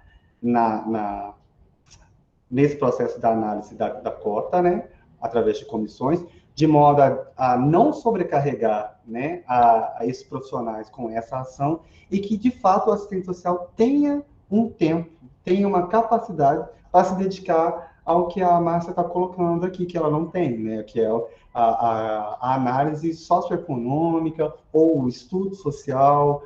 Então, acho que o caminho encontrado por outras instituições foi da criação de comissões. Aqui no Instituto Federal mesmo de Minas Gerais, todas as nossas unidades têm comissões que trabalham a questão para a entrada de cotas de matrículas, né, por cotas. Ele é uma comissão diversa, há um treinamento, é colocado as regras, são as regras da portaria, e aí de modo que, em algumas delas, nem os assistentes sociais, alguns assistentes sociais ocupam, não trabalham, né, se ocupam de outras ações. Então, eu acho um ponto de atenção, porque se a gente ficar somente nessa análise de renda, de fato, o trabalho que é do serviço social, o apoio que é tão caro, né, ele não vai conseguir ser feito mesmo, Márcia. Exatamente. E, infelizmente, muitas das realidades hoje, né, dos assistentes sociais, dos IFES, né, é de que realmente as análises socioeconômicas, as avaliações, elas tomam muito tempo, né? E o que é caro ao serviço social, que é esse apoio, a permanência, ao acompanhamento interdisciplinar, multidisciplinar, a tentar, né, trabalhar em rede, acaba ficando em segundo plano, né? E essa permanência, ela acaba também tendo, né, desafios. Então, o acompanhamento termina prejudicado, né? Quando o foco dos assistentes sociais são essas as avaliações, né, e as análises. Nessa perspectiva, o Olavo também fez um comentário. Eu considero complicado desburocratizar e ignorar o grupo familiar do indivíduo e sua responsabilidade devido ao fato do limite orçamentário. Estou falando aqui do nível superior. Talvez o público do nível básico gere outro entendimento. Tá. Quer comentar algo, Paulo? Fique à vontade. Tá, joia. Bem, eu acho que quando eu falei sobre a questão de considerar o indivíduo, para as ações de intervenção para que ele permaneça. O grupo familiar para composição de renda, ele se mantém, tá? Ele é considerado na hora da análise de renda, até porque ali vai dar subsídios, pensando na questão da renda, para entender de onde ele parte, quais são as condições materiais que aquele estudante ali possui para poder permanecer, né? Então, o grupo familiar ele não é excluído na hora para dar acesso às bolsas de permanência, não.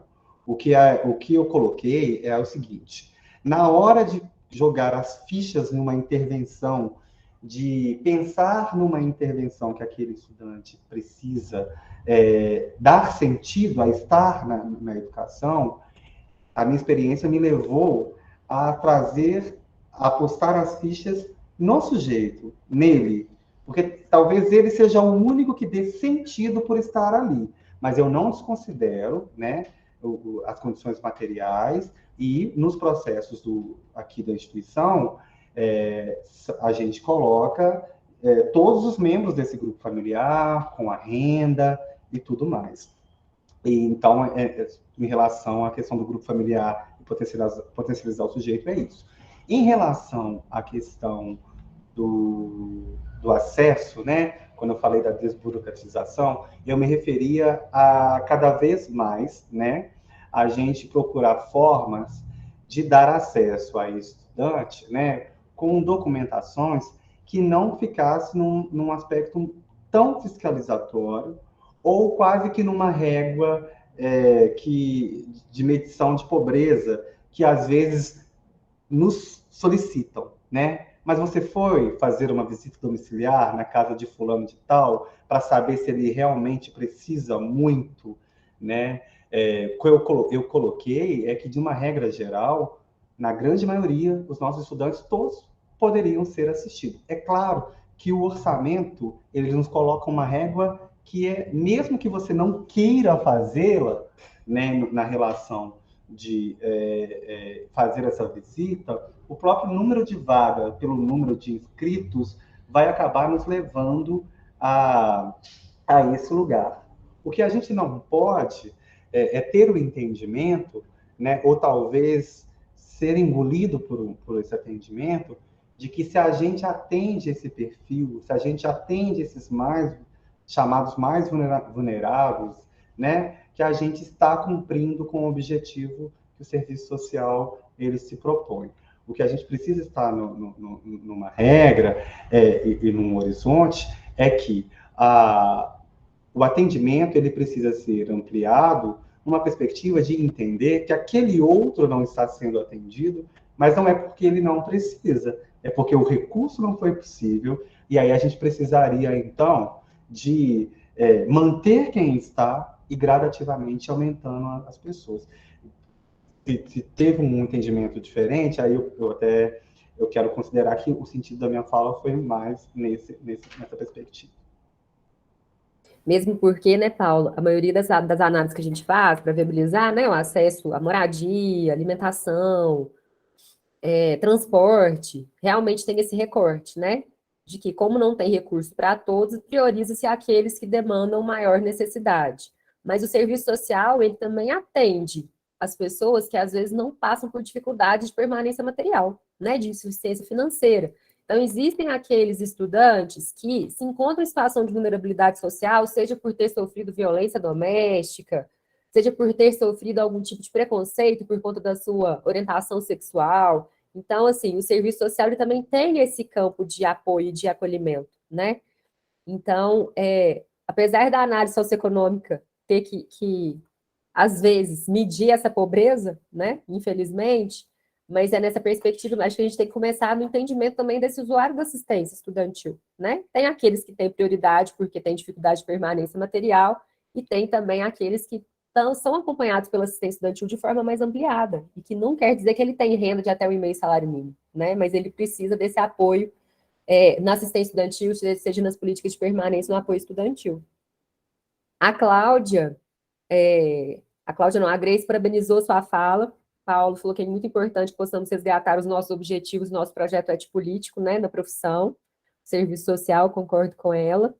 A Cláudia Vieira Garrido fez um comentário que, na verdade, as instituições elas abriram as portas para a entrada, mas a efetiva permanência, a razão de ser dessa entrada, temos uma larga caminhada, né, o que eu até concordo com ela. A Márcia Angélica parabenizou sua fala também, Paulo. Obrigado por nos proporcionar esse momento de formação e atualização. Deixa eu ver se tem mais aqui alguma pergunta. O Olavo agradeceu seus esclarecimentos sobre a questão da desburocratização, e a Márcia das Dores fez um comentário. Estamos imersos em um ativismo sem propósitos, trabalhando para responder às demandas operacionais e preocupados com as exigências das esferas de controle, CGU, auditorias e etc. E com isso, nossos alunos estão ficando à margem dos direitos de uma permanência aquém de suas principais demandas básicas. Neste interim, o acompanhamento, o acolhimento desse aluno em vulnerabilidade fica muito deficitário. É o que a gente comentou aqui agora. Pode ficar à vontade, Paulo.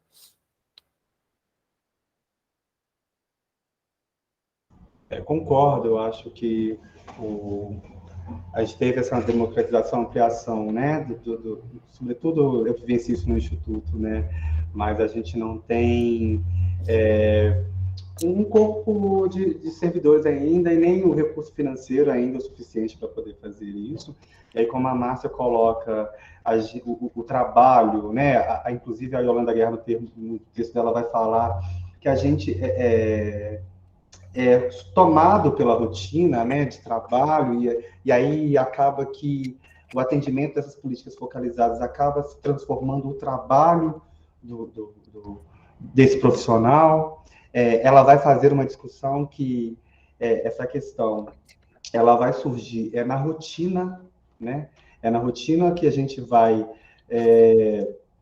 construir a questão da instrumentalidade, né? Ela vai ser objetivada. Então, é esse lugar mesmo, né? Eu acho que a gente está num momento dessa rotina esmagadora, uma rotina que nos demanda, enquanto profissional, um atendimento muito focalizado e de atendimento ao estudante numa perspectiva mais operacional, que eu acho que nos leva, que para mim, né, eu me coloco nesse lugar agora de fazer algumas defesas sobre essa perspectiva do acesso a benefícios e auxílios para a permanência do estudante.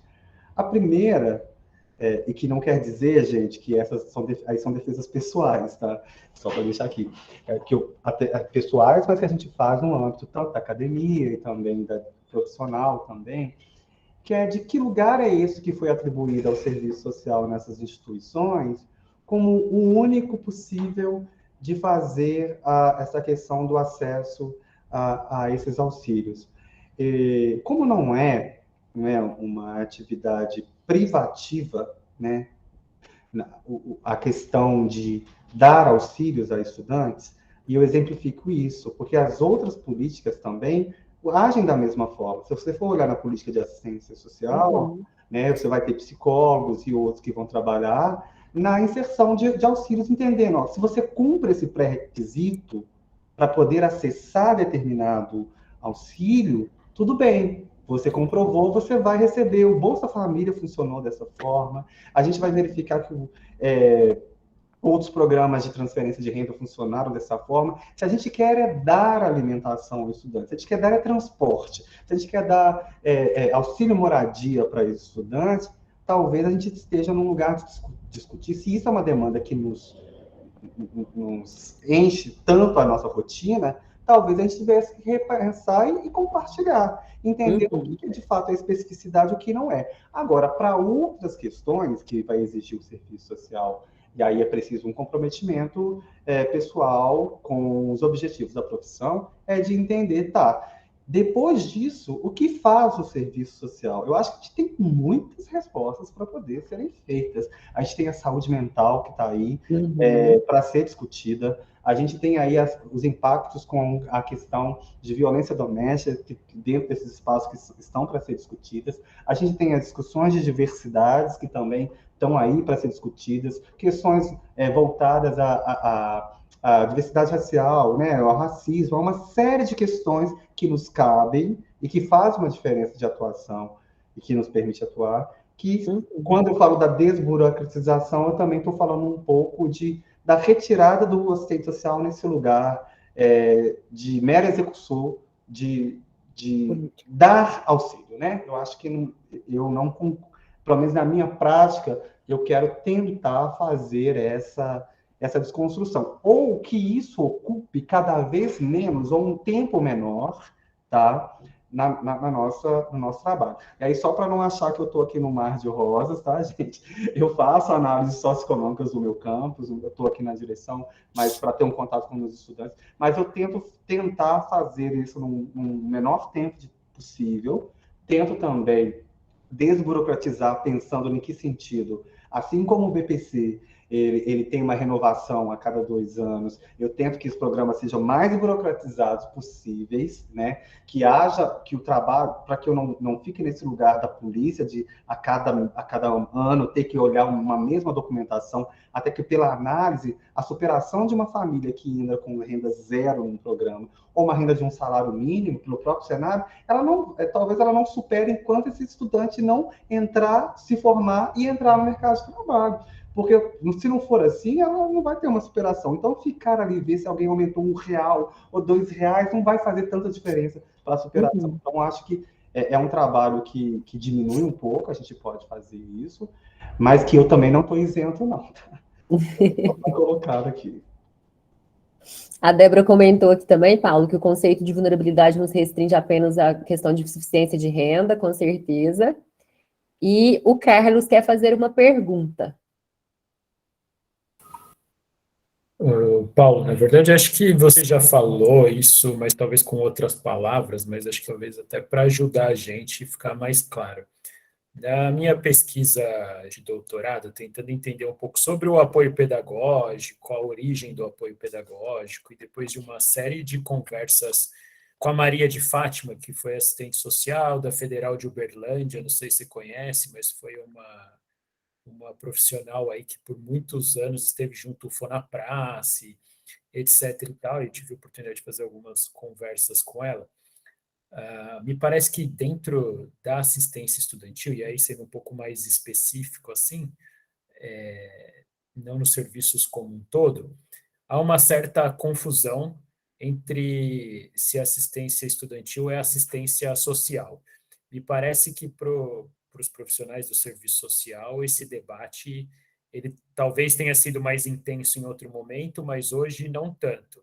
Mas os ecos, acho que dessas discussões, eles ainda continuam numa série de instituições.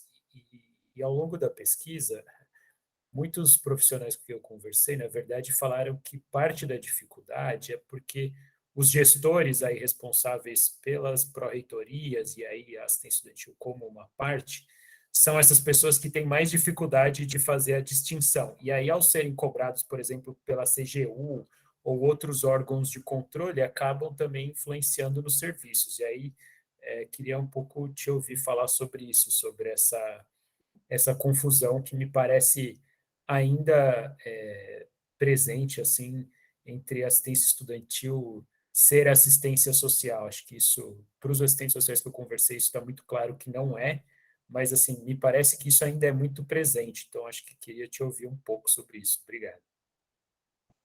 De nada, Carlos. Ó, as colegas vão aqui concordar comigo, né? Quem está na ponta, eu acho que esse vai ser um debate, o Carlos, que não vai ser superado tão facilmente, não. Ainda existe, de fato, essa confusão sobre o que é a assistência social e o que é a assistência estudantil, né?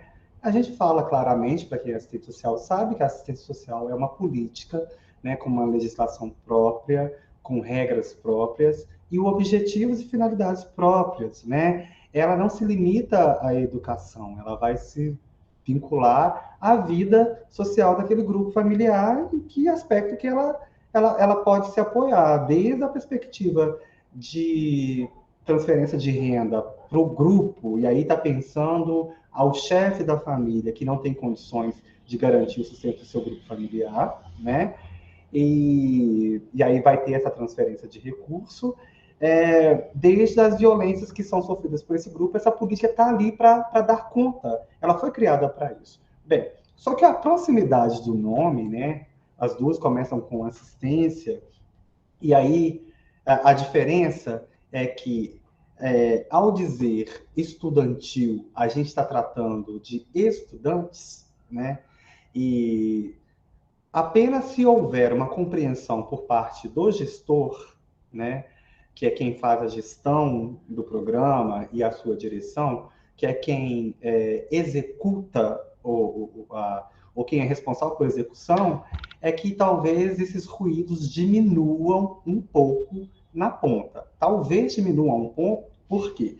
Mesmo eu estando aqui como gestor dessa pasta, né, na instituição, eu recebo, né, das minhas unidades, demandas tais como, por exemplo, o estudante precisa ele é um aluno que tem déficit de atenção, ou ele tem baixa visão, ou ele precisa de um tratamento. É possível pagar a um tratamento para esse?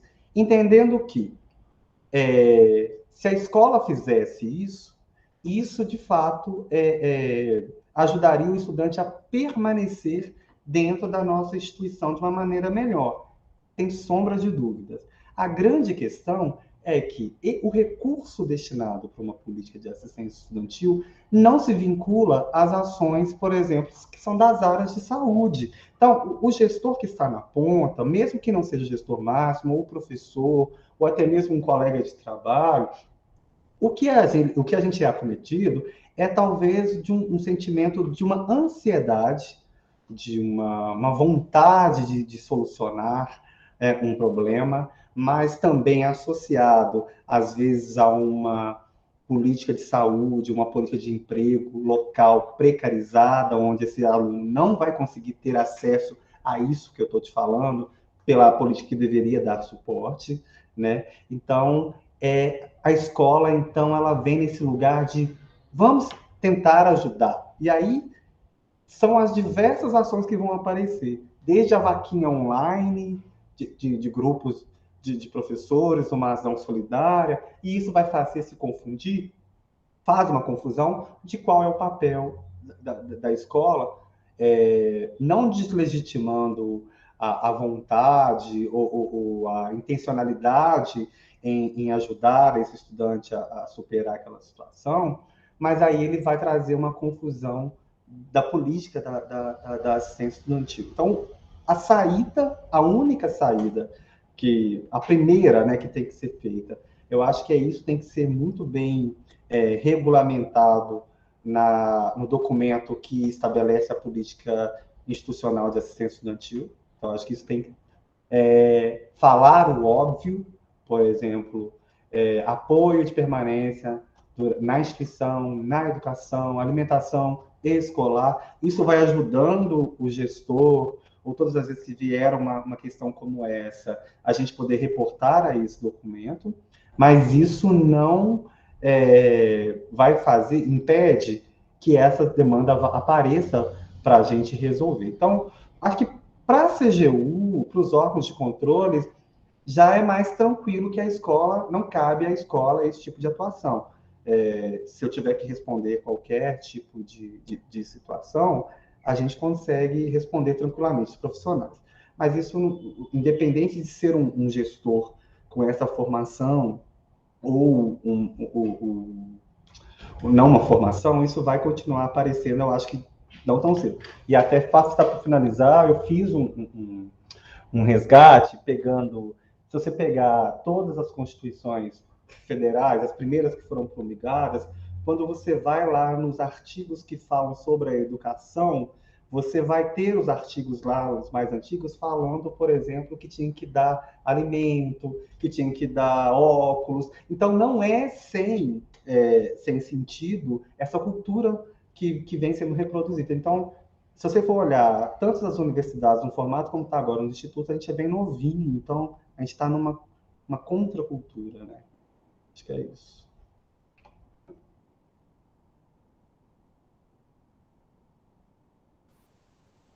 E já para irmos concluindo, não sei se alguém gostaria de fazer uma pergunta, pessoal.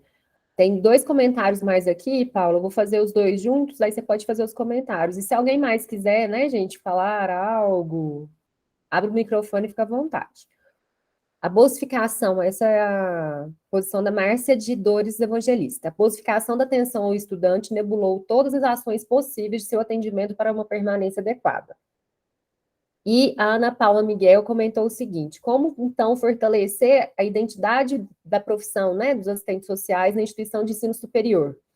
Essa tem sido minha pergunta constante. Infelizmente, já vi vários colegas desistindo e saindo da universidade. A questão da bolsificação é uma coisa que eu vivencio de perto, né? As nossas instituições, elas foram criadas, vamos pensar que os institutos, a gente não tem tanta infraestrutura, das 18 unidades, nós temos só 3 unidades que tem restaurante e moradia estudantil, então a grande maioria das nossas ações estão vinculadas à bolsa, e quando a gente aposta todas as fichas, né, na transferência através de uma bolsa, a gente acha que está atendendo uma demanda e deixa de construir políticas mais universalistas, que seria, por exemplo, todo mundo ter acesso a um restaurante, uma alimentação, ou 100% gratuita em alguns casos, ou bastante subsidiada, sem até precisar de passar por análise socioeconômica, sabe? Eu acho que isso seria muito importante. A moradia, e aí vinculado a isso também, a gente tem uma política que eu acho que ainda é muito falha, e aí não é da universidade, que é a questão do transporte, o direito estudantil ao passe livre ou à meia. Isso influencia diretamente, porque se a gente já tivesse políticas municipais mais instituídas, provavelmente o número que precisaria de ter acesso a uma bolsa para pagar passagem, para poder chegar até a universidade diminuiria, e isso faz, então, que a gente se sobrecarregue apenas em fazer uma transferência de renda, e aí o número de atendimentos é grande, porque se a gente tiver que fazer 500 atendimentos ou 100 atendimentos para dizer quem pode ou quem não pode comer, isso acaba ocupando todo o espaço e tira o foco, que é o foco, por exemplo, de que uma instituição, ou que o governo federal como um todo, né, pensasse numa política universalizante que garantisse um fomento para que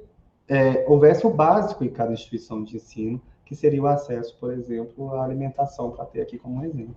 Eu vivencio isso, de fato, né, que tá nesse lugar da bolsificação. Essa é uma angústia também que me apresenta no meu cotidiano.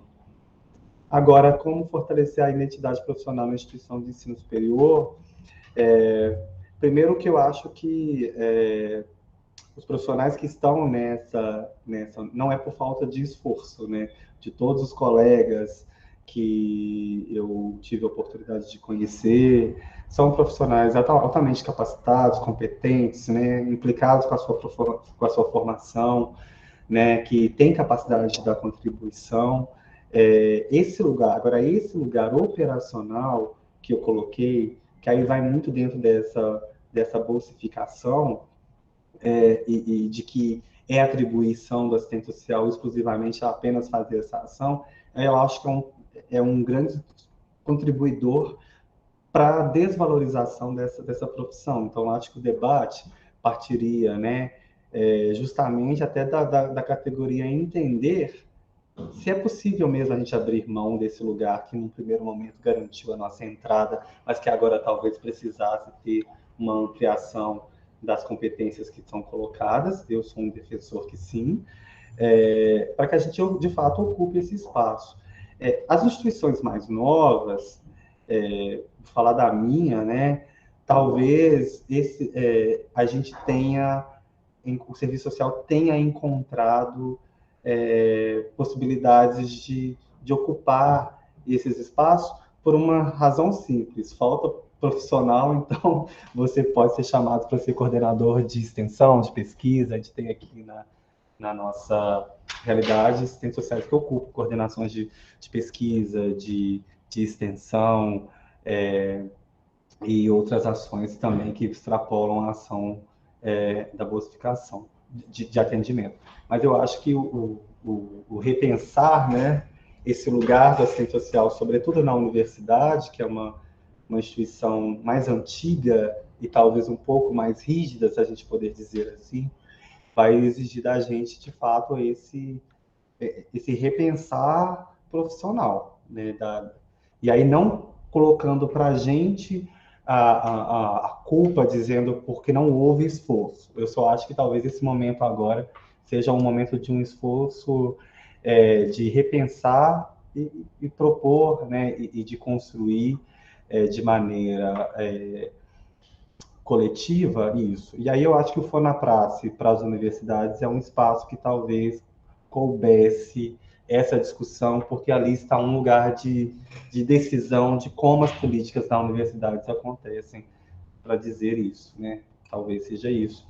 Acho que é isso. Ótimo, Paulo.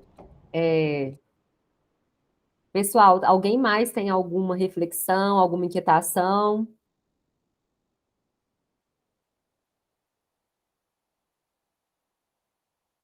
Já vamos encaminhando para o final, né, Carlos? Mas, Paulo, eu queria agradecer mais uma vez a sua participação. Muitas pessoas aqui no chat já te elogiaram, gostaria de te elogiar aqui agora. A sua fala, ela traz muitas inquietações, né? E eu acho que, para nós, assistentes sociais, essa inquietação no nosso cotidiano profissional é recorrente, tem que ser, porque isso tira a gente às vezes, dessa rotina, né, desse dia a dia, que é muito de análise socioeconômica, avaliação socioeconômica, às vezes a gente sai muito, assim, daqui frustrado, porque a gente não vê tanto resultado. Mas o resultado acontece também, mesmo nessas análises, né, nessas avaliações. A gente viabiliza muitos direitos das pessoas para permanecerem na universidade por esse início de caminho, né, que é a permanência material. Porque como que o estudante que tem dificuldade de sobrevivência consegue ficar na universidade sem o básico, né? Então isso é muito importante. Mas não é só. Isso ficou muito claro na sua fala. A nossa atuação profissional enquanto assistentes sociais, né, na educação, no ensino superior, no ensino básico, vai muito além do que viabilizar condições de permanência, de sobrevivência, né? Como você mesmo disse, não é atribuição privativa nossa, realização de estudo socioeconômico, de análise socioeconômica, é competência, mas não é atribuição privativa.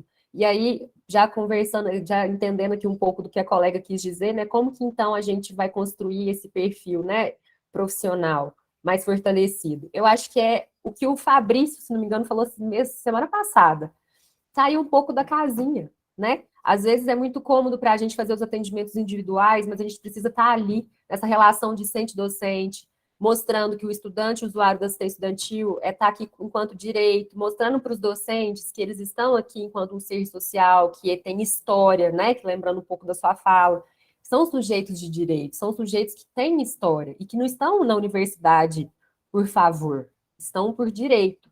Então, eu acho que o assistente social, nesse sentido, ele consegue né, participar desses processos na universidade e tentar levar essa visão, né, de essa reflexão para a comunidade como um todo.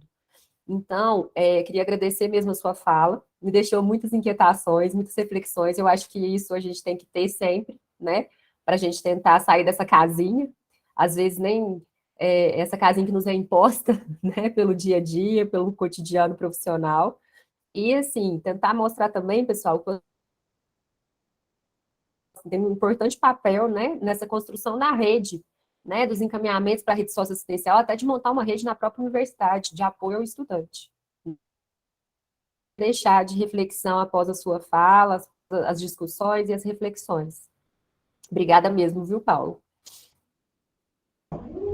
Tá joia, que eu agradeço, Paula, Carlos, aos colegas que ficaram aqui e puderam discutir com a gente. Acho que quando eu falo também, eu me coloco, eu me vejo, me inquieto também e construo, né? As provocações feitas aqui no chat acabaram por também fazer eu pensar e refletir, né? Então, acho que é isso. Obrigado. Carlos, quer encerrar? Acho que é só o encerramento formal mesmo, Paulo, e te agradecer aí pela disponibilidade, pelas reflexões, pela indicação também do material bibliográfico, que quem não Sim. teve oportunidade de ler, pelo menos está lá listado, é um material que eu acho que suscita continuar com essas reflexões. E é isso, gente, a gente está caminhando para o fim do curso, mas ainda não o fim do curso, então a gente se vê novamente na quarta-feira que vem, no mesmo horário aqui, no mesmo link, e aí puxando mais para o lado do apoio pedagógico. É isso, Paulo. Mais uma vez, obrigado aí. Paula, valeu pela mediação também. E até semana que vem, então, gente. Até semana que vem. Bom feriado, pessoal. Paulo, muito Bom obrigada feriado. mesmo.